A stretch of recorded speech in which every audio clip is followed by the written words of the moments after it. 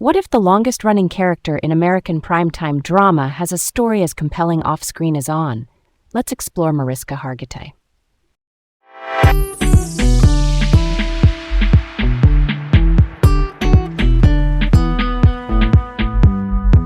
Hey, it's Garrett, feeling curious and ready to dive into today's topic. And I'm Leah, excited to explore the fascinating life of Mariska Hargitay with you all. Laid-back learning with Leah and Garrett. All right, let's set the stage for this one.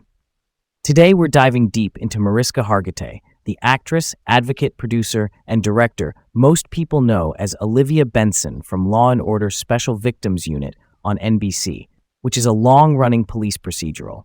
That means a case of the week format that follows investigative steps in a pretty structured way. Here's a cool thought to kick off. I remember the first SVU episode I watched. I was expecting a standard crime show, and instead I met Olivia Benson. She listened to survivors, she slowed down, she asked better questions. It felt different. After that, I looked up Mariska herself and found out she had trained as a rape crisis advocate to prepare for the role. That's someone trained to support survivors through immediate crisis and systems like hospitals or courts. That blew my mind because it wasn't just acting choices. It was skill and education that informed how she played empathy on screen. Then I stumbled onto the Joyful Heart Foundation, the nonprofit she founded in 2004 to support survivors of sexual assault, domestic violence, child abuse, elder abuse, and human trafficking. Reading about their survivor-centered programs helped me understand why Olivia Benson came across as both strong and deeply present. It wasn't a TV illusion. It was aligned with the real person's values. That's when I realized the character and the human behind her were in conversation with each other, and I've never watched the show the same way since. Let's open the book on this. Mariska Hargitay was born in 1964 in Santa Monica, California. She's an American actress known primarily for Olivia Benson on SVU since 1999, but she's also a philanthropist, producer, and director. Think of her career like a sturdy tree. The trunk is acting, the branches reach into producing and documentary work, and the roots go deep into advocacy, especially through Joyful Heart. She's earned major recognition along the way, an Emmy and a Golden Globe for Benson, and then a News and Documentary Emmy as a producer of the HBO film I Am Evidence, which looked at the backlog of untested rape kits, evidence collected after sexual assaults that, for lots of systemic reasons, sit in storage without being analyzed. When I say survivor-centered or trauma-informed, I mean approaches that focus on safety, choice, and dignity for people who have experienced trauma. Her work on and off screen has been anchored in that perspective. All right, let's roll on. Early days first. Mariska was born to actress Jane Mansfield, a Hollywood star of the 1950s and 60s, and she grew up believing Mickey Hargitay, the actor and bodybuilder who raised her, was her biological father. Later, she learned in her 20s that her biological father is Nelson Sardelli, a singer. She publicly shared that in 2025. In 1967, there was a devastating car crash in Mississippi. Jane Mansfield, her companion Sam Brody, and the driver Ronald Harrison were killed. 3.5-year-old Mariska and her 2 brothers were asleep in the back and survived, and she has a zigzag scar on her head from that night. Afterward, she and her brothers were raised by Mickey and his wife Ellen Ciano, a home that gave her stability after incredible loss. You can hear it in how she talks about empathy. Grief kind of carved a permanent shape in her outlook. She was raised Catholic and has said she considers herself a Christian. She also speaks English, French, Hungarian, Spanish, and Italian. She studied at UCLA, got early roles, and trained with the Groundlings in Los Angeles, an improv school that teaches quick thinking and character work. That probably sharpened the responsiveness we see in her dramatic scenes. Let's dig deeper into this one. Those early career years were a grind, lots of guest spots in short-lived series, and she talked about the pressure of being compared to her famous mother. She had a recurring role on Falcon Crest, a primetime soap. She did the series Downtown, and later Tequila and Bonetti, where she played a police officer, which foreshadowed Benson. She popped up in ER as Cynthia Hooper, an anxious desk clerk. That was a big network show at the time. And there's that fun meta credit on Seinfeld, the 1990s sitcom. She appears in the pilot, the in-universe casting episode, where her character reads for Elaine Benny's. She'd actually been considered for the real role before Seinfeld launched. Imagine that sliding door moment. Movies cropped up along the way too. Ghoulies, Lake Placid, and even a small part in Leaving Las Vegas. It's a mosaic of work that built her versatility, even if it wasn't a straight shot to stardom. Here's where it turns. In 1999, Law and Order SVU casts her as Olivia Benson. Final auditions happened at Rockefeller Center, and Dick Wolf, who created the Law and Order franchise, and network execs responded to the immediate chemistry between Mariska and Christopher Maloney, who became Elliot Stabler. That pairing was lightning in a bottle.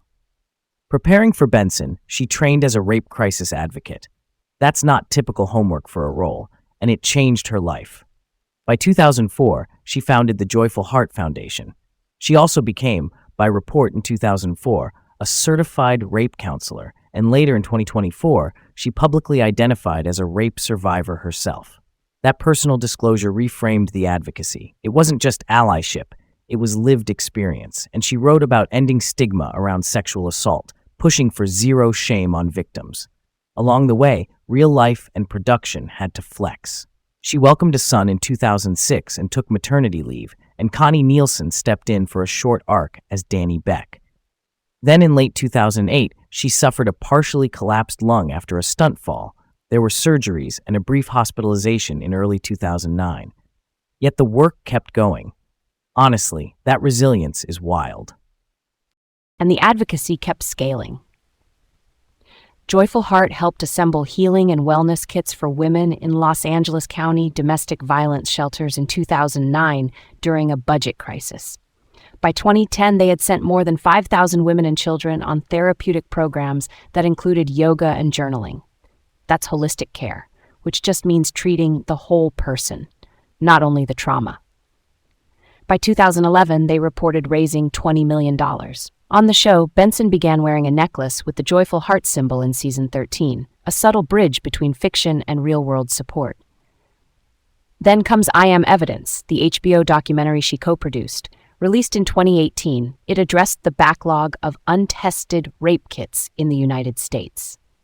When we say backlog, we mean tens of thousands of kits collected by police or hospitals sitting for years without testing, which delays justice and healing. The film won a News and Documentary Emmy in 2019, that's her second Emmy, but the first as a producer. That's impact in nonfiction storytelling, not just performance. Now for recognition and scope. She has the Emmy and Golden Globe for Benson, and she's one of the highest-paid television actors. Industry estimates put her around $400,000 to $500,000 per episode a decade ago, and by 2024, reports estimate roughly $750,000 per episode when you factor in producing and syndication profits. Syndication, meaning revenue from reruns, licensed to other channels or platforms. Forbes in 2025 placed her as the highest-paid TV actor and the second highest-paid actress overall, behind Nicole Kidman. Her Hollywood Walk of Fame star in 2013 sits next to her mother Jane Mansfield's, a literal side-by-side of legacy. She's also grown her producing slate, launching Mighty Entertainment in 2025 and directing My Mom Jane, a documentary about her mother's life and death. The same year, she executive produced Nuns vs. the Vatican, directed by Lorena Luciano, expanding her non-fiction footprint. She's navigated injuries with production flexibility. Like in 2021, she broke her ankle, and SVU wrote brief adjustments into the premiere. In 2025, she publicly shared that Nelson Sardelli is her biological father, and now she's set to make a Broadway debut in Every Brilliant Thing in 2026, taking over the central role after Daniel Radcliffe. That show uses a lot of audience interaction and humor to talk about mental health, and given her improv training at the Groundlings and her empathy-forward style, that's a fascinating next chapter. Quick why from me. Why do you think that tree analogy works so well here? Roots in advocacy, trunk in acting, branches in producing and directing. Because the advocacy feeds everything. The root system delivers nutrients. In real terms, survivor-centered training and lived experience inform how she listens as Benson and what stories she chooses to produce. The trunk is the consistent craft of acting that supports the weight, and the branches are the projects she can reach for, because that foundation is so strong. Documentaries, new series ideas, even a stage role built on connection. Okay, let's move on to a prickly one. There was a rumor in 2009 during contract negotiations after SVU Season 10 that NBC might replace her and Christopher Maloney if they pushed for a percentage of profits. Trade outlets, meaning industry news publications, reported tense talks, but no one officially confirmed threats, and both actors re-signed. I think these kinds of rumors are common in high-stakes negotiations. They can reflect real power dynamics without being literally true. Studios protect margins, actors protect value. It does not mean a replacement was imminent. It means leverage was being tested. That checks out, and I'd add this angle. Even for a lead who anchors the longest-running American primetime drama character, the career can feel precarious. Schedules are grueling, injuries happen, and the economics are complicated. So when reports surface, it reminds me that longevity and vulnerability can coexist. Also, reported salaries like the Forbes rankings are estimates. They give a ballpark, but not the full contract picture, which includes back-end and bonuses. In that fog, rumors get sticky because they fill blanks the public never sees. Real talk. Do you think media chatter changes public perception in a way that affects negotiating power, or is it just noise? A little of both. Public sentiment can harden studio or agent positions. If a fan base believes someone is irreplaceable, that can help. But rumor heat can also corner people into fast decisions. With Mariska, the core truth is the work, the Benson-Stabler chemistry that Dick Wolf banked on, the show's consistent audience, and the advocacy halo around her. Those are real assets beyond headline noise. Switching gears just a little. Pop culture check. She showed up in Taylor Swift's Bad Blood music video in 2015. Swift is the singer-songwriter who stacks cultural moments like Legos, and the video even won MTV's Video of the Year. Mariska also cameoed as Olivia Benson on Saturday Night Live, NBC's long-running sketch comedy show. Those appearances underline that Benson isn't just a character on a procedural, she's a modern icon. And beyond cameos, the advocacy thread has seeped into other crime dramas. There's more attention on trauma-informed storylines now. Here's a thought I've been turning over. What if Mariska Hargitay had been cast as Elaine Benes on Seinfeld back in the day? Elaine is the witty, chaotic best friend character on that classic 90s sitcom.